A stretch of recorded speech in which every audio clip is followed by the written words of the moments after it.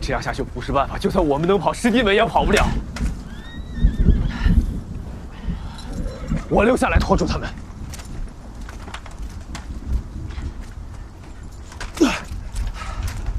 师弟，大师兄，这些年咱们虽然颠沛流离，但只要和师兄弟们在一起，再苦都是甜的。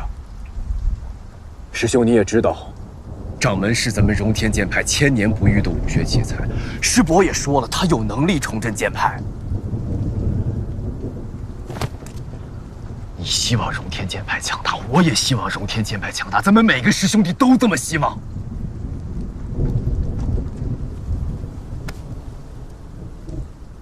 我希望从今往后，你能不计前嫌，更不要因为今天的事情去怪罪掌门，因为他做的一切都是为了荣天剑派的振兴。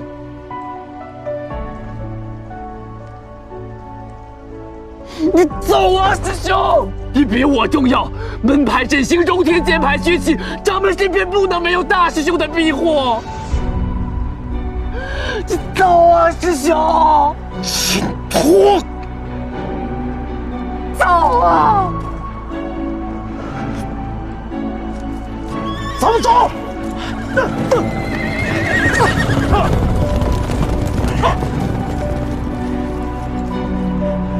师兄，我们忍下，跟你一起。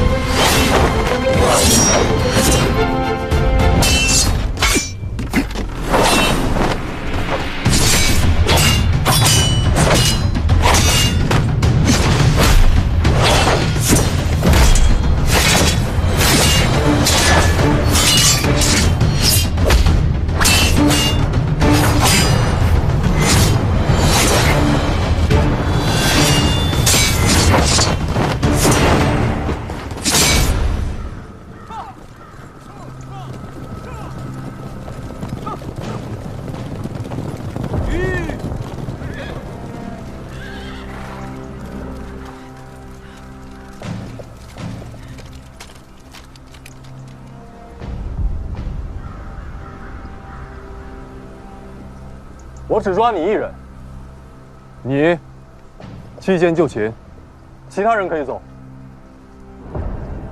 王家洛，你说话算数。我说话从来都算数，我说了要缉拿大姑血案的要犯，就必定将你们缉拿归案。好，你放我师弟们走，我留下。师兄，师兄，他们要走便走，我只追拿你一人。走，马上走！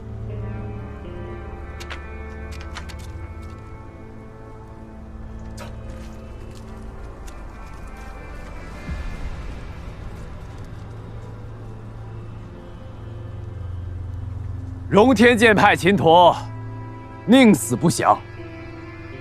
王家洛，你开枪吧！丁兄。让兄弟们把枪放下。剿熊是我的职责所在，无需北洋插手。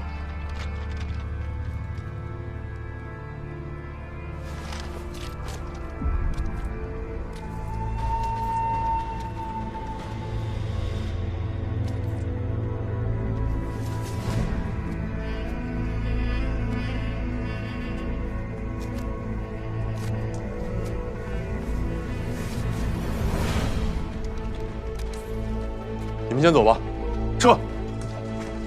撤！呀！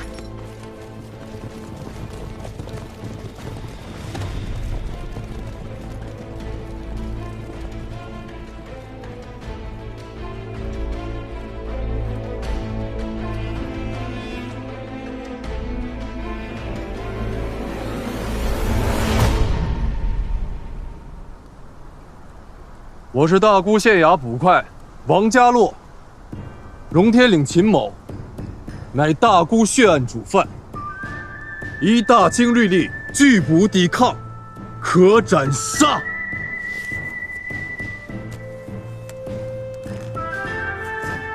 我叫秦陀，我叫荣天剑派。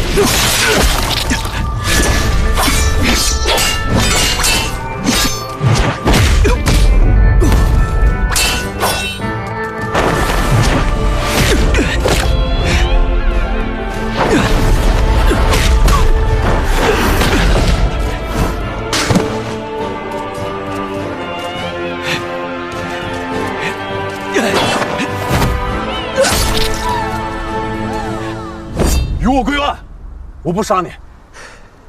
老子叫荣天剑派。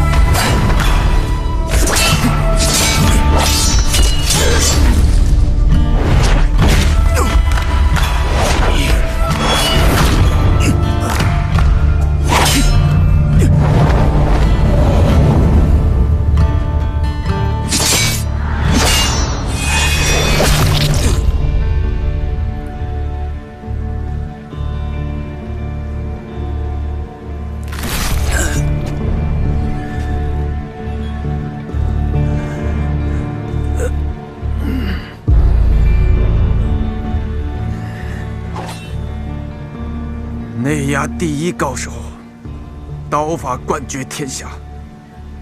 今日一见，也不过尔尔，离我想的差得太远了。输了就是输了，现在说这些又有什么意义？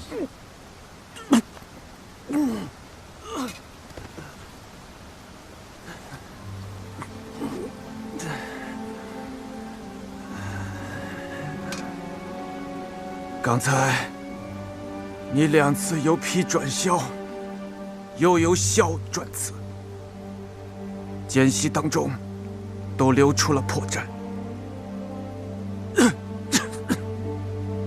只是我老了，又是这12年来第一次用剑，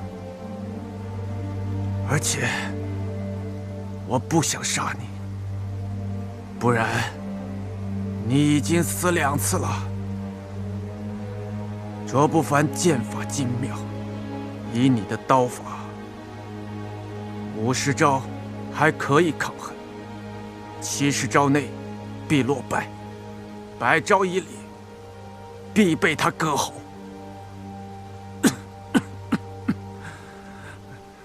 原本还以为你能给我点惊喜，可惜啊，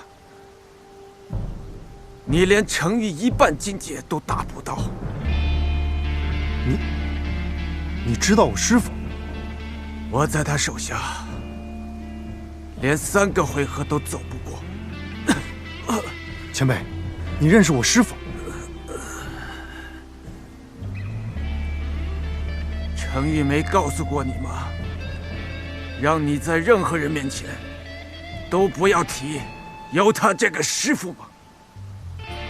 程昱穷其一生，竭力在帮助能够推翻皇权统治、建立全新世界的优质之士，甘愿付出自己一生的所有。可可悲的是，他却有了一个甘愿为朝廷鹰犬的弟子，实属悲凉。我替我这个兄长感到不值。人生道处知何似？应似飞鸿踏雪泥。门三道，你好自为之吧。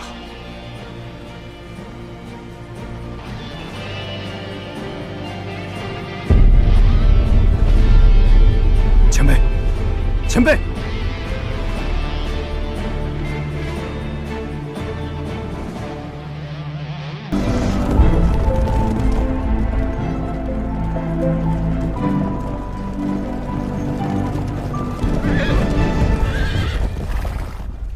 在山西这个地界儿啊，你跑得了吗？你叫人开的枪。那3个人，我给你办了。这帮人啊，真是够硬的啊，什么都不说。不过，就算问了这么低子，也没有啥球用啊。卓不凡要去哪儿？我不会告诉他们。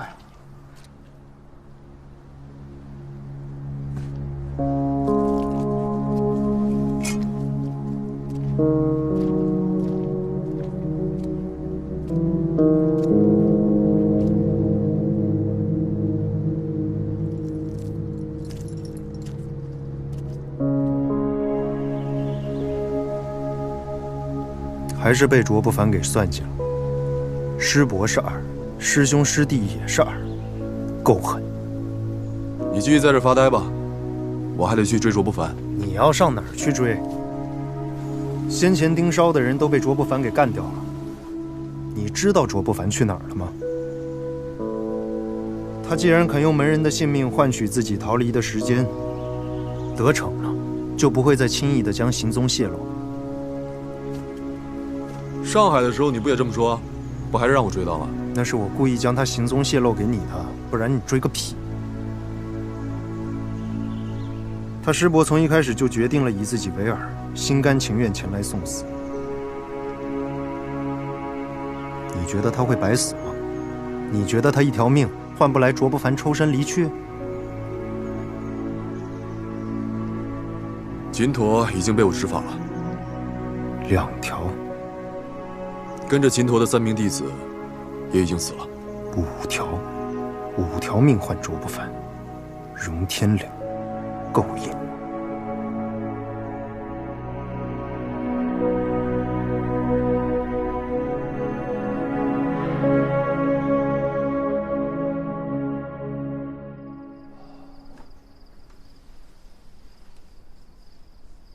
小时候，我曾以为钱是这个世界上最重要的东西。可后来长大以后，才发现呢，果真如此。恶心。有意思吗？你不是也在找钱吗？你连命都不要了，你比我还在乎钱。我是为了钱吗？我是为了救国、救民，不还是要靠钱吗？为什么救国？民要是都有钱了，谁还用民救？柳姑娘，你不用一副看不起我的样子。人皆嫌命久，谁不见钱亲呢？你们只不过给自己搞了个包装，把自己说得很伟大一样。而我呢，我很真诚，我就是爱钱。有句话听过没有 ？No money, take everything as a dog。什么？没钱，万物为刍狗。土秀。穆兄兄，好久不见，甚是想念。想念，想念。卓不凡在摧毁这个罐子的时候就已经发现了线索，你都将它复原成这个样子了，怎么就什么都找不着呢？穆兄兄，你是知道的呀，这关键呀全在这底子上，这底子没了，那肯定就是不好弄。这么说你是没找到线索？还在找，我还在认真的思索。要找线索的方法有很多，就拿这个罐子来说，比如说它的材质、它的做工，还有它上面的字。你总不能说它没了个底，你就什么都查不出来吧？对，木青兄说的非常有道理。木青兄，您这是要做什么呀？哦，逼供。用不着吧，大哥，我是自己人呐。你是自己人啊？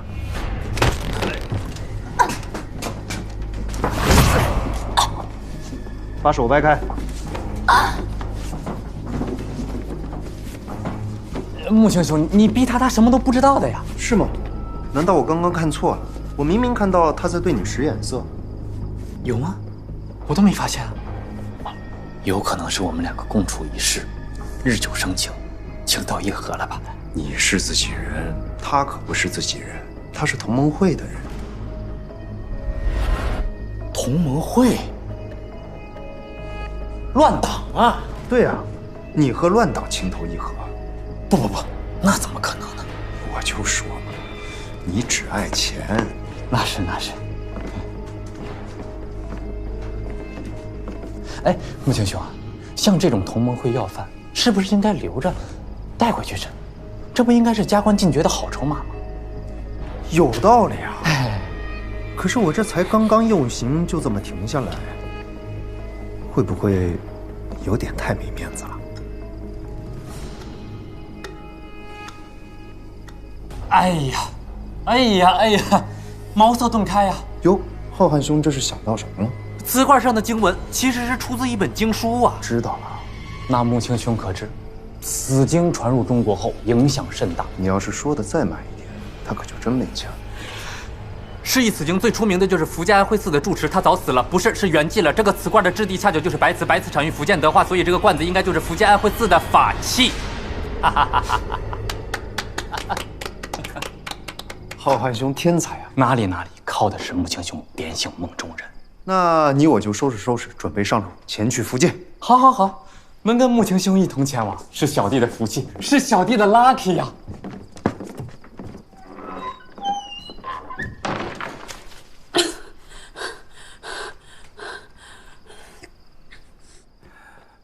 王爷，卓不凡密报，他在平遥找到了关键线索，现在已经立刻南下，前去福建了。内务府呢？卓不凡称线索只有他掌握了，内务府并没得到。不过现在内务府和北洋都在追他。北洋怎么也掺和进来了？我去查了，是北洋43协，山西是他们的地盘，可能是当地的一些兵有所行为吧。不过只要出了山西，43协也就没法再追了。王爷，姑爷来了，在外头候着呢。让他进来吧。哎，父亲，我听说了一件事儿，内务府派出的侍卫去到了山西，和一干江湖人士发生了冲突，还惊动了北洋43协，也不知道他们这是因为什么事情而起的冲突。本来不想这么早告诉你，既然你知道了，我就跟你说了吧。荣天岭卓不凡一行是听我的号令，追查寻找净坛秘藏。净坛秘藏，这不是个传说吗？可这个传说上百年来内务府一直查找，只是没有找到罢了。我得到了一条线索，有一个人，他掌握着开启宝藏的秘密，他要把这个秘密交给同盟会。可如果同盟会得到了财力的支撑，会坏了我们的大事啊！没错，所以我出手干涉。之所以动用了江湖力量，没让你动用军力参与，是因为你一动，就会引起内务府高度关注，甚至会让北洋各路将军都有所察觉。父亲，为何不能让北洋有所察觉？我政变后，北洋会观望。一旦发现北洋的利益得不到保证，他们就以复辟的理由把爱新觉罗氏重新推出。海潮啊，你在北洋地位还不够，还不能撼动其他人。你可以率军配合政变，但是你不能令整个北洋臣服。如果北洋在政变后再发动复辟，你我都会背负反贼的恶名。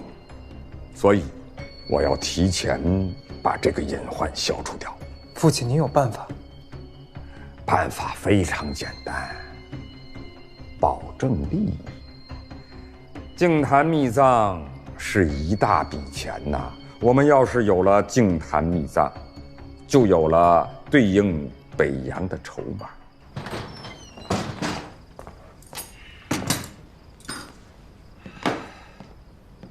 你不是要回去住吗？这是的，还有谁可以信啊？老东西，竟然一直都在利用我，这么大的事儿都瞒着我。我的仕途，我的安危，在他眼里什么都不是。我在北洋的地位不够，哼！我在北洋的地位要是够了，还轮得到你来主事儿？曾与蒿梨同雨露，终随松柏倒冰霜。你他妈不把我当自己人，就别怪我对不起你。43协的辖区在山西，出了山西就属于越界侵权，需先请示。龙池将军外出公干，不在军中，丁宇副官需要等到他的许可之后，才可以带兵前往福建。没有请示，你是怎么出来的？我是大姑县衙捕快。依大清律例，你是跨省追凶，跟你聊天聊的我都能背律例。不过啊，你不穿北洋那身衣服，我看着顺眼多了。多谢大人，难得让你顺眼一次。哎，那个女人是个什么人啊？她是大姑9人血案的苦主，也是唯一的幸存者。荣天岭一行的罪行就是她指认，我已经详尽盘查过了，她没有疑点，也不是维新那些鼠辈。哦，如果她有问题，我早已将其投入狱中，或者直接诛杀。我信你，你这个杠头哪容得下睚眦啊？不过，你对她是不是有点太过于好了？你喜欢她？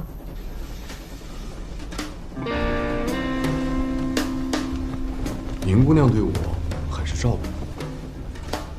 好了，就此事，我在下和她……等，我不管你好没好，你不嫌碍事你就带着。不走了，赶紧回去睡吧。怎么了？林姑娘在里面，那不正好你俩一块儿睡？这怎么睡？你想睡我这儿啊？啊！你这儿这么大的地儿，你睡这儿，我睡这儿，我就睡你这么大点地儿。我这儿再大，你也给我滚！你再买一张票不行吗？你不会又没钱了吧？你从北洋出来就不带点盘缠？你是打定主意这一路吃我的喝我的啊？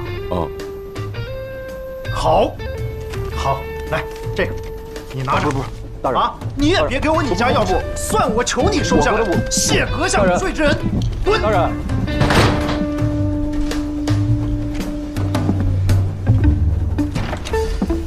你怎么？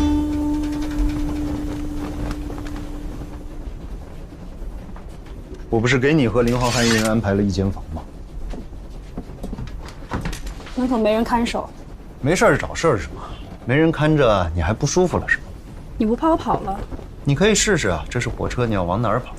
你倒是可以跳窗，跳吧，你敢跳我绝不拦着你。你不是说你和你的同志们都可以出生入死，舍生取义？我知道你是怎么想的。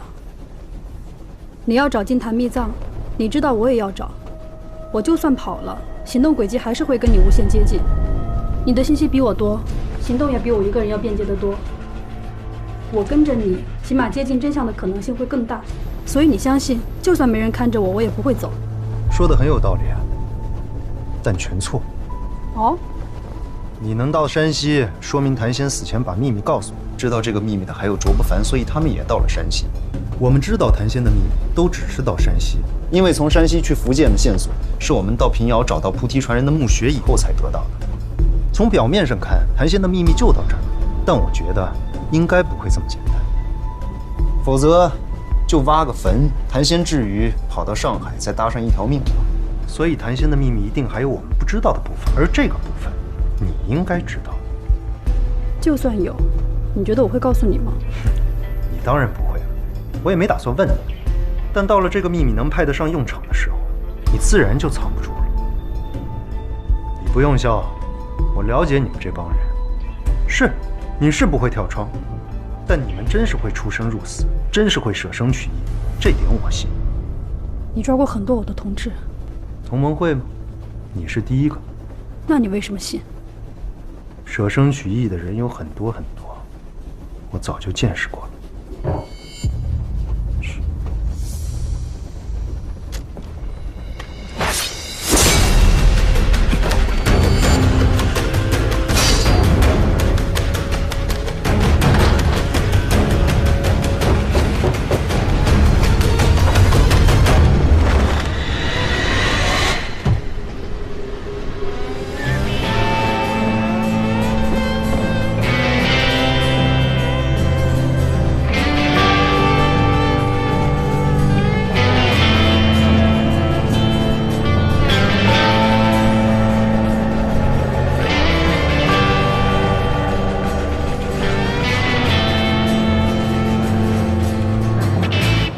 无分贫富贵贱，众生皆将平等。曾经有一个人告诉我这句话，但当时的我懵懂无知。而就在这趟上海开往山西的火车上，我与这个剑客擦肩而过的瞬间，没想到我又再度想起了这句话。每个人都会有过去，就算一个朝廷鹰犬，也会有过去。我叫门三刀，过去在狱中度过了12年。出狱后，我发现世道变了。在这个没名没姓的年份，其实每个人都在做他们自己的生意，不过他们是求生，而我是取义。这年头，好人永远比坏人难做。情深不寿，惠及必伤，所以我本以为我会就这样孑然一身小半辈子，但枪响的一瞬间，我好像又看到了那个背影，那个我念念不忘12年但不敢提及的背影。他的样子很像，走路很像，我看了很久，我知道其实不是他像他，是我想他了。因为想，所以像。但有些事没法再来，就像有些车不能倒着开，时机很重要，来得太早或太晚都不行。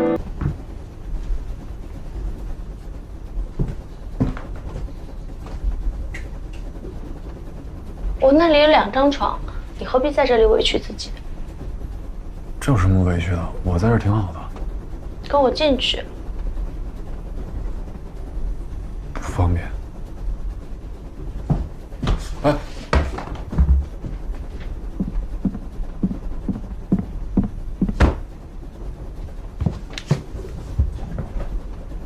你这是？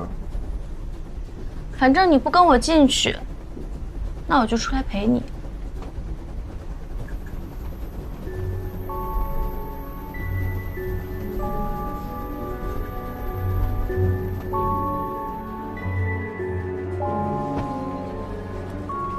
你跟我以为的捕快不一样，你说话有读书人的调调。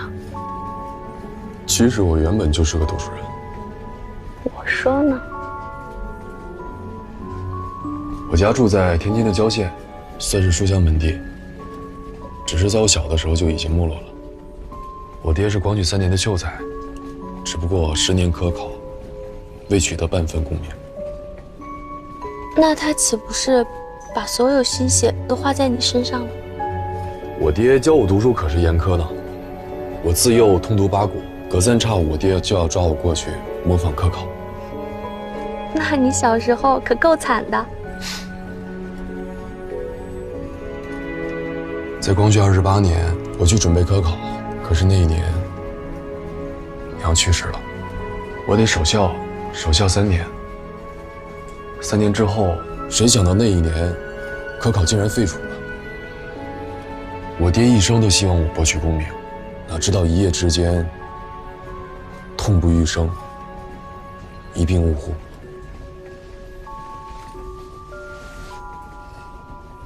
给我爹办完丧事，家里已经没什么东西了，得糊口啊，我就跑去了大沽县衙，想谋份差事。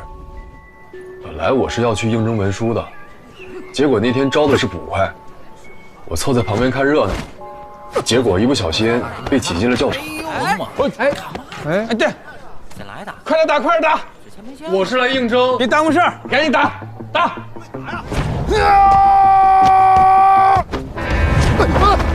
哎呀！就不一样。你可以吗？啊，继续。大人，我知道你是行，但打一场还不够，下一个打他。来，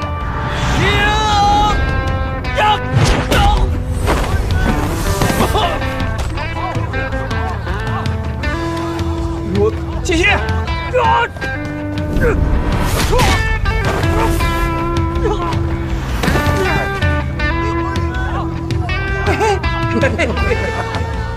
有点，你还可以啊！哎，过来！你叫什么？王家洛。师爷，当即录用，捕快王，你王什么王？王家洛。哦，对，王家洛。大人，我是来应征文书的。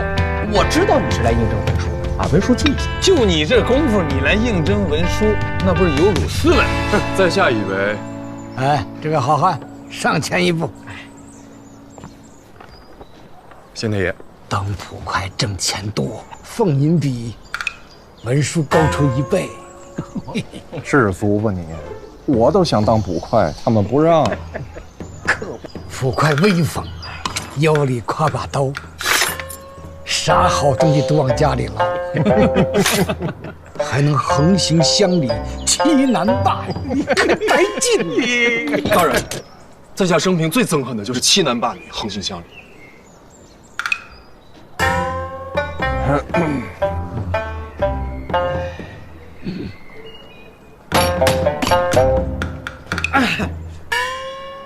我们在考验你。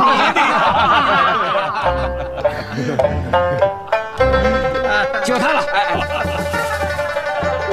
可是你一个读书人，怎么会功夫的呢？那是我10岁那年得了一场重疾，痊愈之后身体一直都很虚。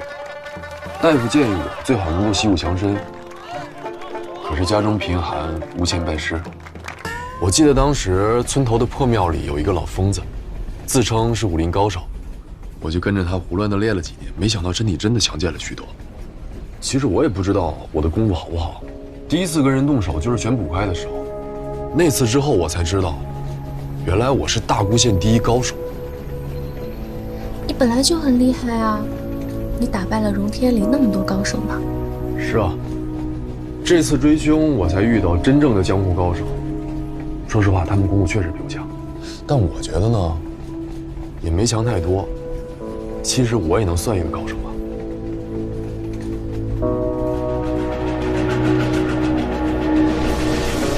这一生，我最痛恨的就是变法，废科举。他让你失去了科考的机会，你当然恨了。让天下读书人再无前程。但是，我自己能不能参加科考，并不是最重要的。那什么是最重要的？维新动荡了皇权，进而毁掉了大清。但凡是危及皇权、危及朝廷的事情，都于民不利，于国有害。圣贤自古就已说清了缘由，建好了规矩，怎需去变？同样的法，同样的皇族，从前有抗chiến盛世，有纵横四海，缘何要变？是要强国，但强国何须要变法？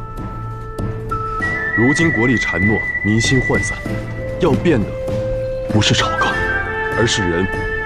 如果每一个读书人都愿意为皇上解愁，为朝廷解忧，倘若每一个习武者都愿意为大清拼杀，为社稷搏命的话，又何惧列强？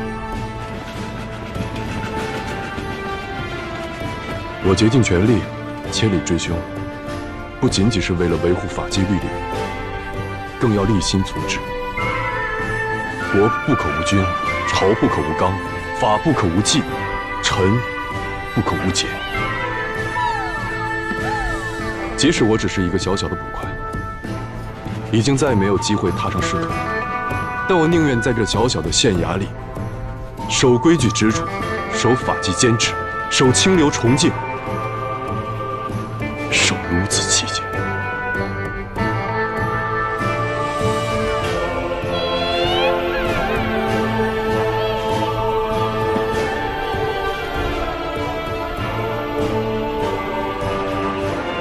江洛，我真的没有想到你是这样的人。我可是为了救你才向门三刀交代的信息，因为担心你的安危，我连跟门三刀开个战谈谈的事儿都给忘了。可见我是个性情中人，可见我对柳小姐你真是有着情意呀。我知道你就是宁死也不愿意看到那帮清廷走火车当秘藏，不过结果还说不定呢，没准卓不凡拿到了，他发了，也没准都找不到，大家空欢喜一场。不过好在咱们现在跟着门三刀呢，万一内务府找到，应该少不了一份大事，大不了到时候分算先生一半，意思到了不就行了？柳小姐，你觉得呢？你一大早来找我，就是为了跟我说这个吗？我是想表达一下咱们的情感。滚！穆千兄，这火车上你让我滚哪儿去？一看你就还有起床气。等下到了江宁啊，我给你弄点雨花茶拜拜火。其实到了金陵这边拜火，那还用茶呀？我就是想表达一下，你看这些天来啊，凭借我天才的眼光和出神入化的手艺，还有一颗为朝廷效忠的心，最终在一堆碎成渣的词篇当中找到了关键线索，成功的将目标清晰地指向了福建安徽4。既如此，我多少算是立功了吧？要是找到了秘藏，于情于理，兄弟我都得分得一份吧。找着了，重重有赏。哎，还是穆青兄豪爽大气，痛快。能赏多少？我知道，这事儿穆青兄还得问问上头的意思。不过我觉得吧，2成肯定是有点多了，1成总说得过去吧？行了行了，可以滚了。能不能先立个次序？我不是信不过穆青兄啊，我是担心万一要是穆青兄遇到点什么意外，内务别的人不承认了怎么办？你放心，我要是死了的话，死之前一定先把你给砍了。那不能，穆青兄哪是那样的人？穆青兄，要是找到了宝藏里面有古玩什么的，以我的本事，必然能卖个好价钱。林浩瀚，你这一大早叨叨的，我脑袋都疼了。滚！再不滚我就把你丢下去。穆青兄，别喊，别动气，不用您扔，咱马上就到了啊。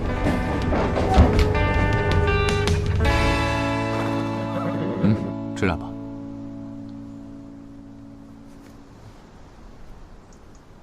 掌门，喝水。谢谢。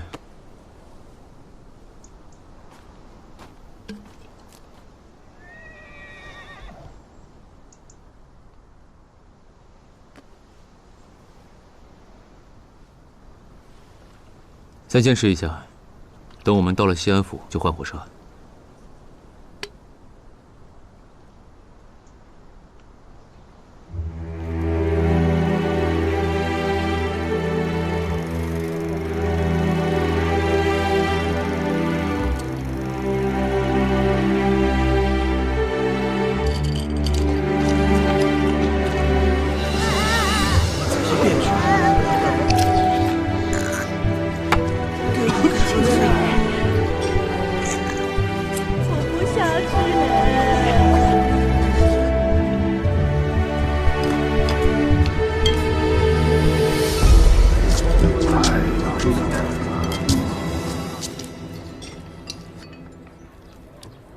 这江南本是富庶之地，为何处处都是乞丐和流民？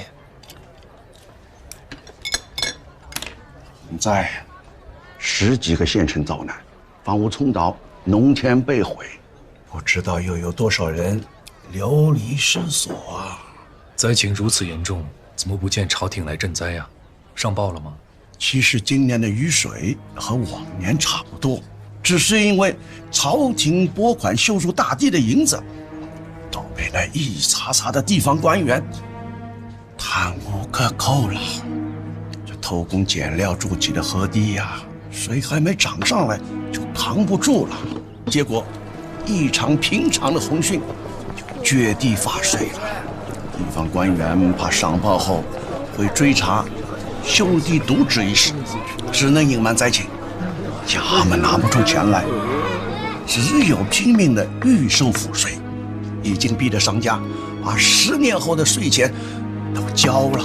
原本凑了点钱就能赈灾，没想到浙江这边又闹起了旱灾，朝廷拨了赈灾款，免了些税赋，内务府就只能把原本要浙江进献太后贡银的数目加到江苏来了。这一弄，灾民们就彻底没法管了。可是这么多灾民，地方官员也扛不住啊。直到前些天，才不得不跟内务府求情。我好不管了，再不管，死人太多，就兜不住了。我就是个小官，俺没啥个钞票，我把半年的俸银都捐出去了，要不然也不会我兄弟来了就请那个小外地吃饭。这是什么话呀？这小馆子的东西啊才好吃。葛大兄，你这个兄弟啊是条汉子。他当然是条汉子了，到哪儿都能把上司给得罪了，才混成这德行。来，敬兄弟一杯。大人，这地方的官员听说您在此处，已经过来了。把我举杀讲道来了，那我先走啊。我看不得这帮人的嘴脸啊。也好，他们来了，这一顿肯定是他们掏钱，我还省着呢。葛大爷，各位兄弟，保重，后会有期。葛大兄，你这个兄弟有意思，是个杠头。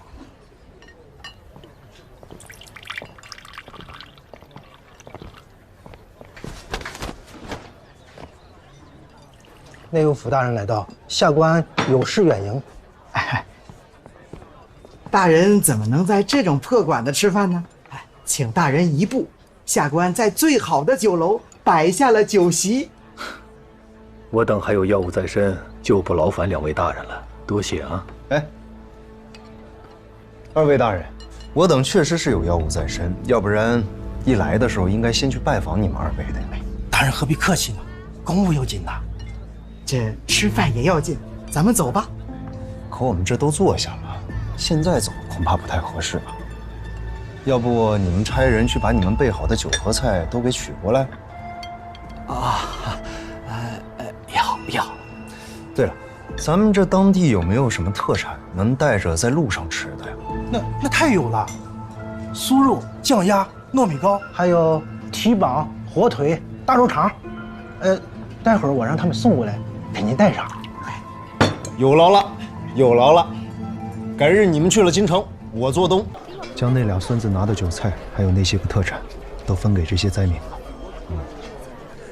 我把店里的几百个包子也全都买了，一并发给他。我自己掏的钱。这么多灾民，哪儿救得过来呀？对了，存清大人到了。存清大人，他怎么会来？大人是来赈灾的，听说咱们在这儿，在府邸等你呢。我把东西发了，就过去。来。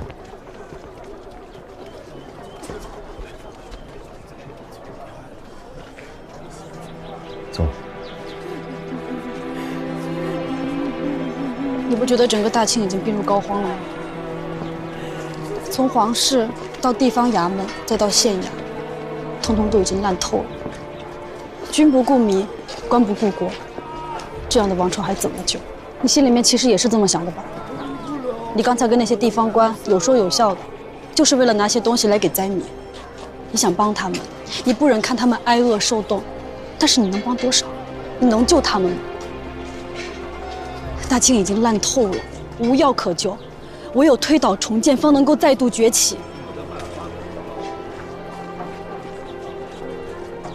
你说的很有感情，但如果下次再说这种大逆不道的话，就让人把你押回京城，交由刑部处置。走啊！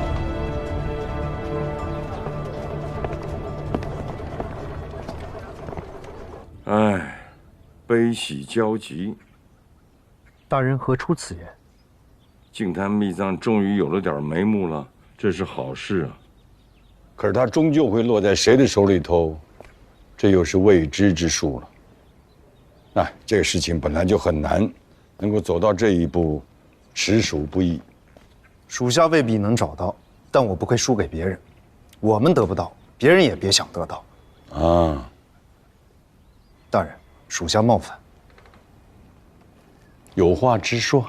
大人是不是已经确定这意图谋反的人就是齐亲王？那大人为何不直接将其拿下？以内衙在京城的势力和大人的谋略，此事应该不难。要抓他太容易了，说抓就抓了。大人是在顾虑拿下之后的事情该怎么办？对，拿下之后该怎么办？说句大逆不道的话，当今的皇上还是个孩子。可是齐亲王他又是皇上的表叔，他要政变。他们这一家子的关系，满朝文武心里都明白啊。论在内阁的力量，他不输给摄政王载沣；论军事，他有北洋的女婿，他跟各国的使节过从甚密。说不定现在朝中有很多人都已经认为他比宣统帝还合适。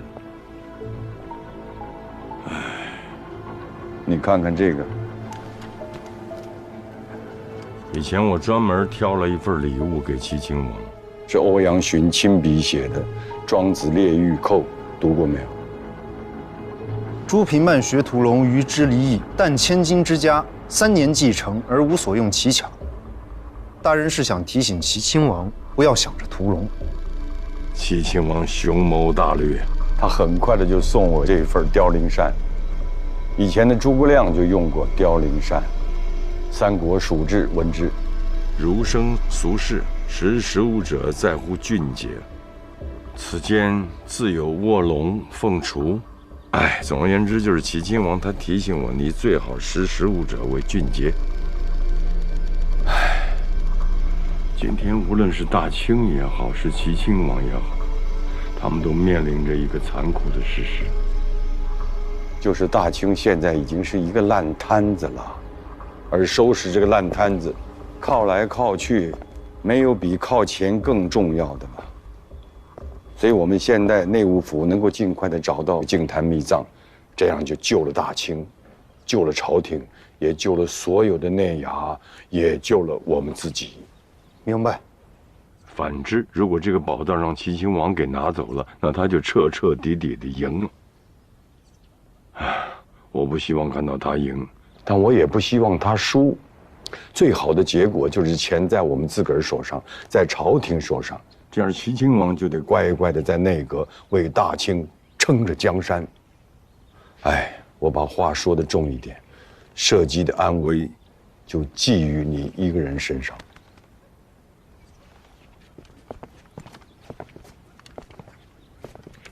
大人，属下有一事不明。属下这一路走来，看到全是灾民，凄惨不堪。既然大人已经到此，为何不见衙门开仓赈粮了？我既然来了，就是要赈灾啊！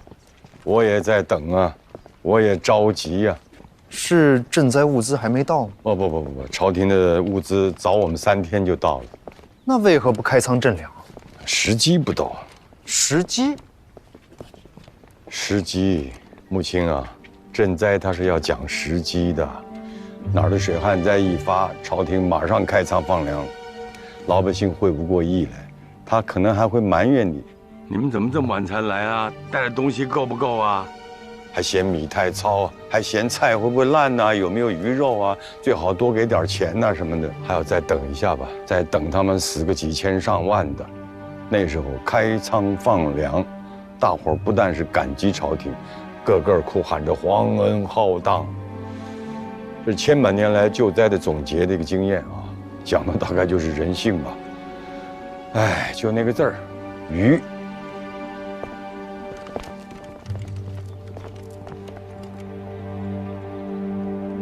大人开门啊！求救了，大人！大人，我是江南制造局的。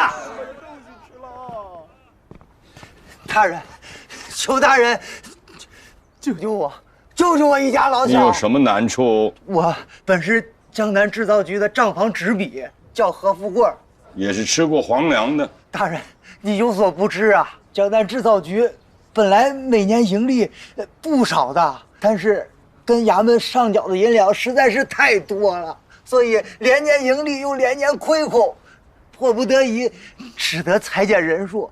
小子丢了差事，已经3个月了，实在不敢告诉家里边刚生了孩子的媳妇儿。现在小子手里边身无分文，老婆又不下奶，我又吃了3吊鲫鱼吊奶，孩子还缺一件过冬的棉袄啊！大人，我本想沿街乞讨，可是你看看这满大街的乞丐，我实在是没办法了呀，大人。大人，我就要4两银，4两银就能帮我全家老小渡过难关，求大人了，大人。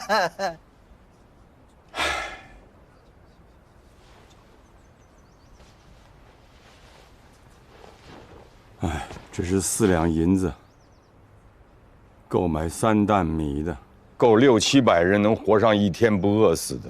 你说这银子要先给你呢，还是给那600、700人，让他们先不饿死，继续找饭辙呢？不是，大人，我就要4两银啊！你不能见死不救啊！我不是不可怜你，我是不能不可怜满城的灾民。大人，您不能见死不救啊！大人，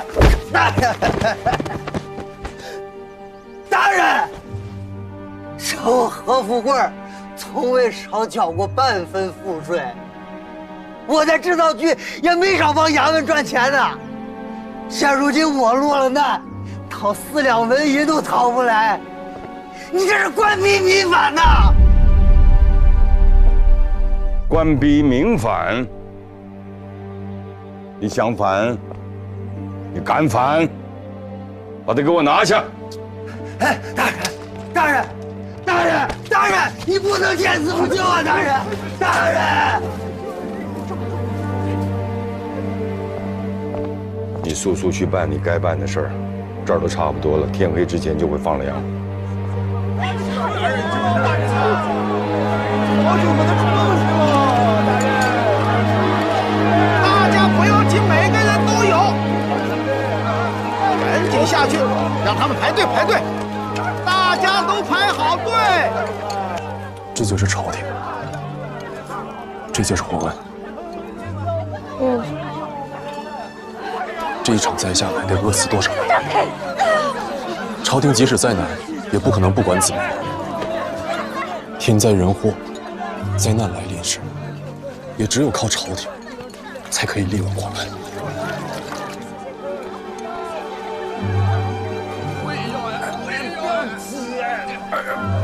过去！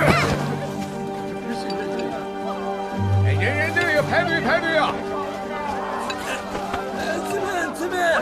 不要抢！你们走吧。林姑娘。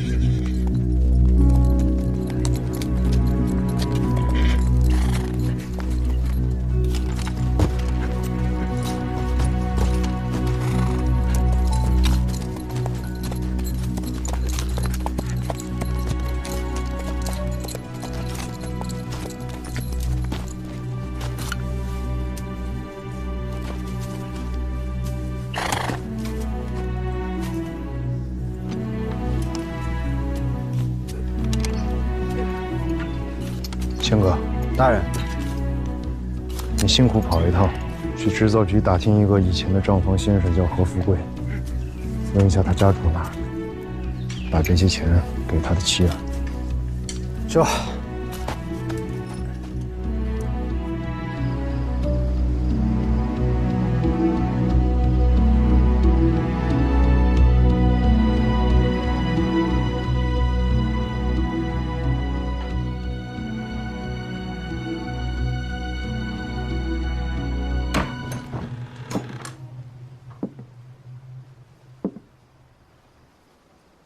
是不是觉得给了钱，良心上就会舒服很多？10几年后，何富贵的孩子会长大成人，你觉得他是会记得你这个给了他一锭金子的大内侍卫，还是会记得逼死他父亲的清廷？4两银救不了何富贵，更救不了满城乞丐。一锭金子或许能够救何富贵的孩子，但是救不了千千万万更在饥寒贫困中的孩子。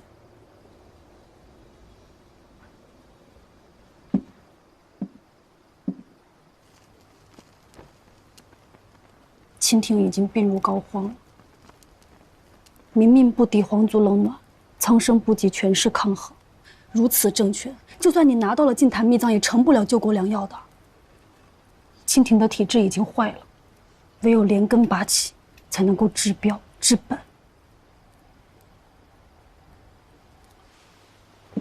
12年前，我在先帝身旁，听他和康梁聊变法，也曾说过这样的话：变法成天下之治。先帝说，这是立国自强的根本大计。那时我只是一个御前带刀侍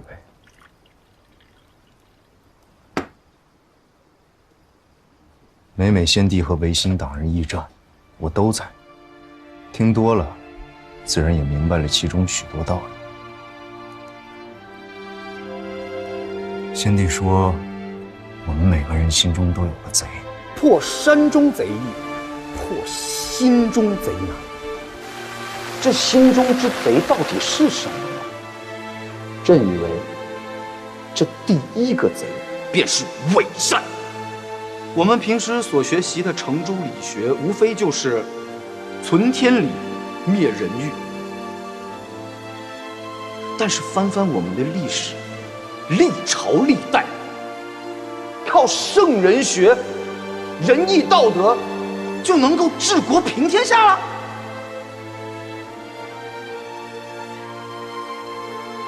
光讲仁义道德是不能够解决一个国家危难的。你们仔细想想，你们所学的4书5经，苦苦研习的八股文，能挡得住洋人的坚船利炮吗？能改变贪腐横行、土地兼并、流民千里、国家疾病丛生的局面吗？我知道我救不了千千万万个孩子，我给了何富贵的孩子一锭金子，心里头就觉着，我好像给了千千万万个孩子一碗饭，这就是伪善。母亲大人，不叫我鹰犬了。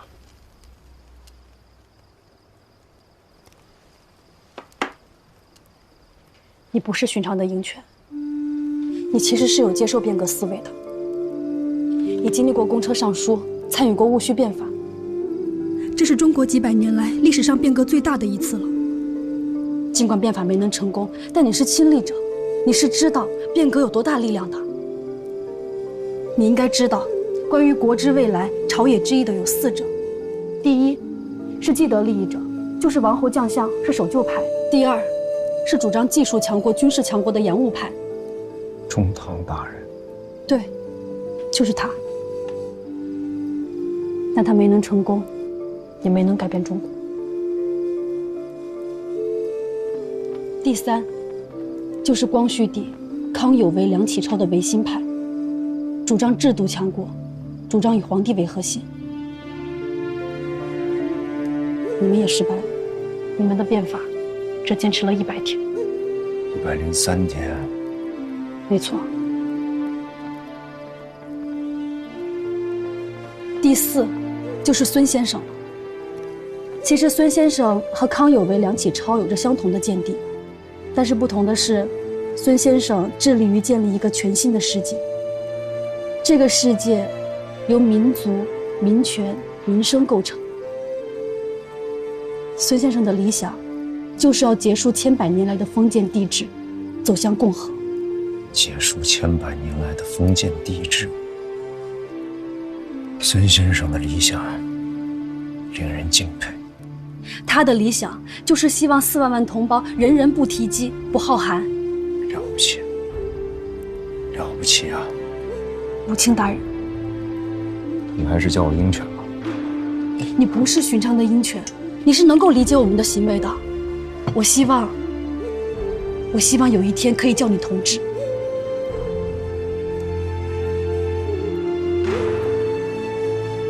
如果我找到了净坛秘藏，如果我把秘藏交给你，交给孙先生，那孙先生能够完成他的理想。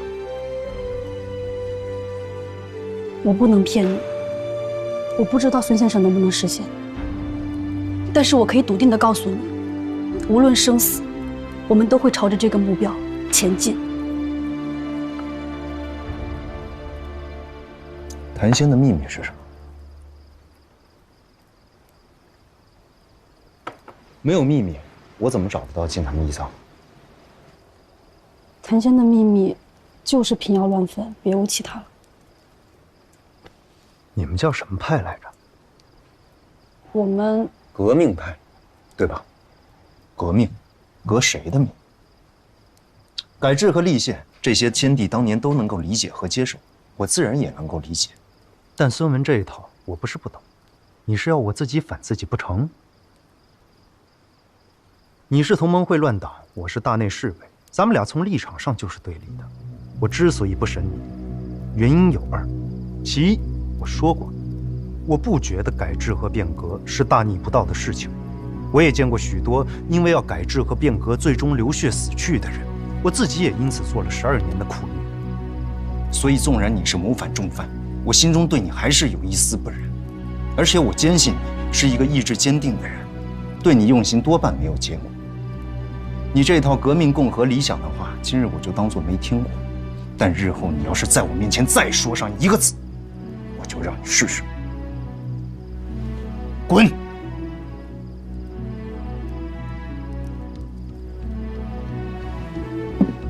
我就说了，你就还该叫我鹰犬。原因有2，你只说了1个。你们这帮搞革命的女人哪还有一个女人样？老子不想看你的大脚！